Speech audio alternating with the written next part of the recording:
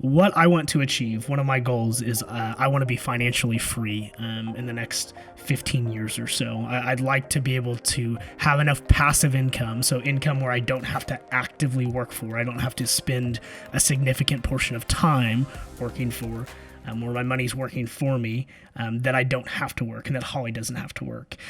So that is kind of the what that we want. The how would be through real estate and through potentially some other investments where we would have our, like I said, our money working for us in a way that doesn't require significant portions of time, where we wouldn't have to work a 40-hour-a-week job. And really the reason why we want that and what motivates me, what keeps me focused on those things is time. And we mentioned time freedom, but for me, it really comes down to spending time with family and spending time with friends.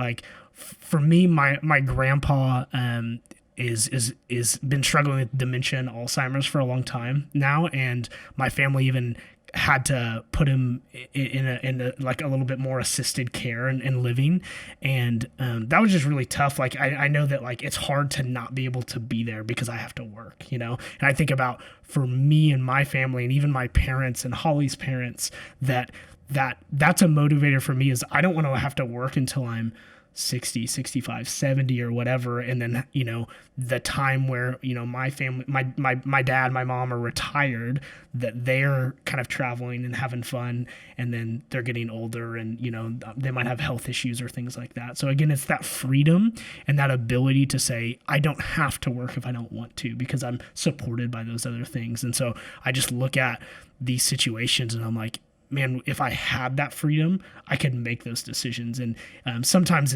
it's not even a decision. It's like, oh, this is what I have to do, or this is what I feel like I should do, but I feel like I can't because I have to work a job, or I have to, you know, I have to support my family, which is a good thing, and working is a good thing, like we've said.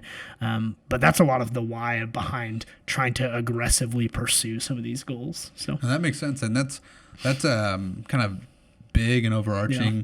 I love that though. I love that it's family centered. There's like a kind of a heartstrings being pulled there. And I think that's the kind, I mean, maybe not everyone operates like that, but for me, like getting the feeling behind it really helps color the goal in a more human way. And I think, you know, if you just see, you know, goals on a piece of paper, they might look very self-centered. They might look very money focused or whatever. But then if you hear the why behind it, you're like, wow, this person really cares about the people around them.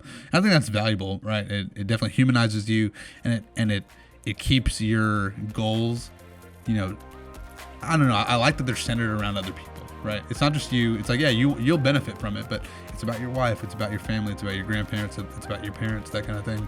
So that's really awesome.